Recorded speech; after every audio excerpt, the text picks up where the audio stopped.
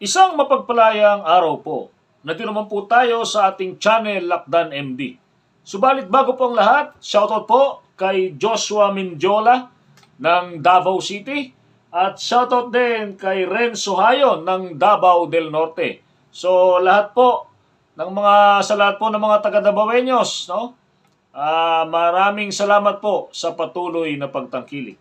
Ang tatalakayin po natin ngayon ay yung nilalaman po ng Rule 56. No? Napakahalaga po nito. Especially po doon sa mga security o private security professional na nagjo-duty nakatalaga sa mga warehouses, manufacturing companies, no, mga pabrika, no? Kasi po yung nilalaman po ng Rule 56 ay tumutukoy po sa duties during strikes and lockouts, no? So ano po ba yung dapat na tandaan ng ating mga private security professional ukol po dito? Saan po ba tayo dapat lumugar pagka halimbawa po yung binabantayan nating pwesto nagkaroon po ng strike o lockout, no? So una muna dito po, no? Ang sabi po ng Section 256, no, Role of Private Security Professional during strikes and lockouts. So ano pong sinasabi rito? PSP shall refrain from joining any picket, strike, lockout, or any modes of participation in mass gatherings that could violate the peace and order in their area of responsibility.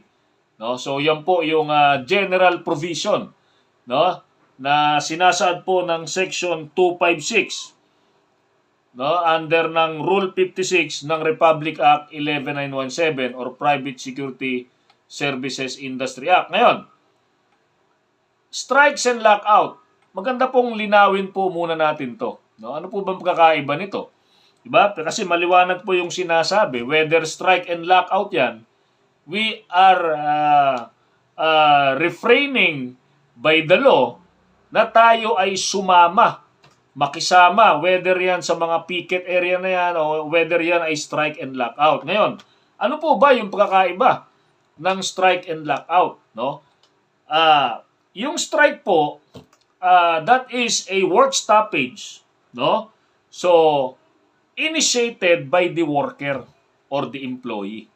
Diba? So, pag sinabing strike, no, work stoppage, no, initiated by the employee or by the worker. Ibig sabihin, the worker refuses to render a work or refuses to work.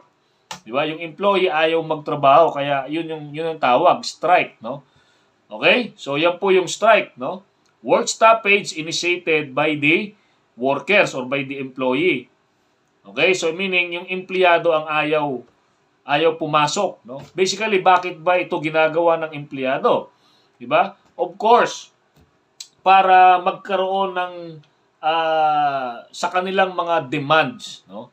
So, kasagsagan po yan ng mga 70s, 80s, no? Pero sa ngayon, meron pa rin po, no? Ngayon, ano naman yung lockout? Basically, this is a cessation of work or work stoppage pa rin initiated by the employer or by the company. Diba? So,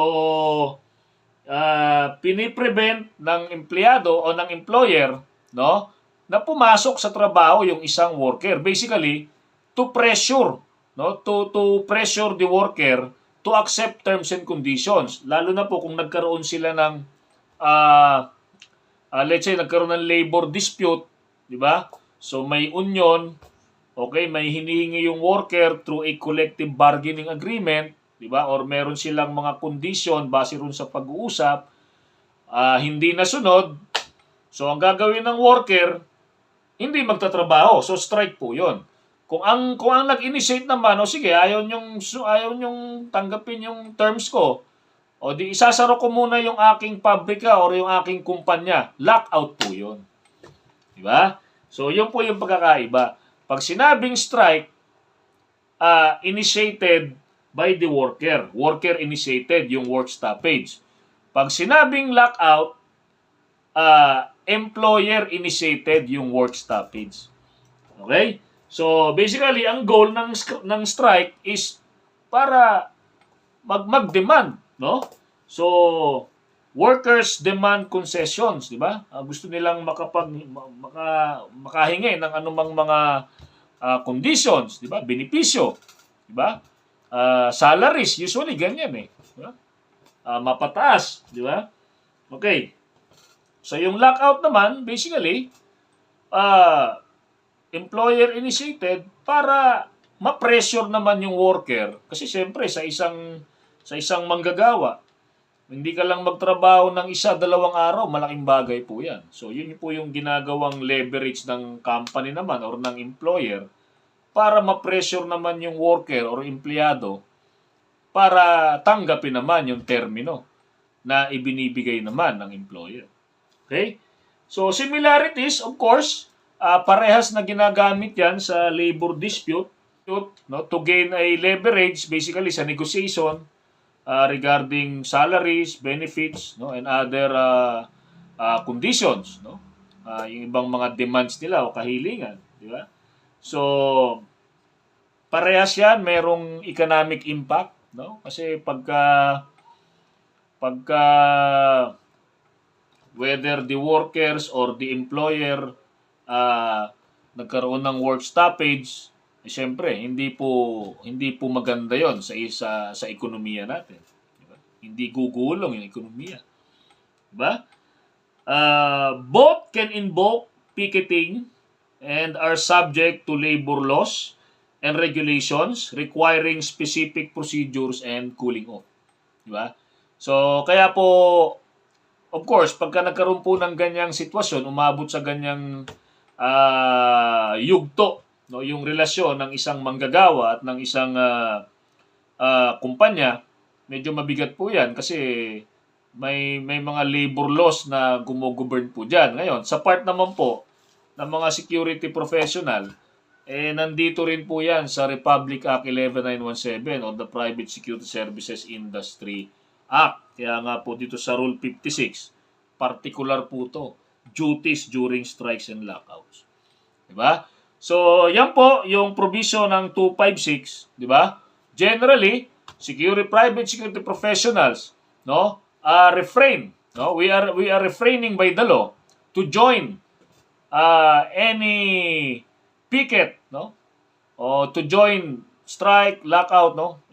Tayo dyan, maliwanag po yan, no? PSP shall refrain from joining any picket, strike, lockout, or any modes of participation in mass gatherings that would violate the peace and order, no, in their area of responsibility.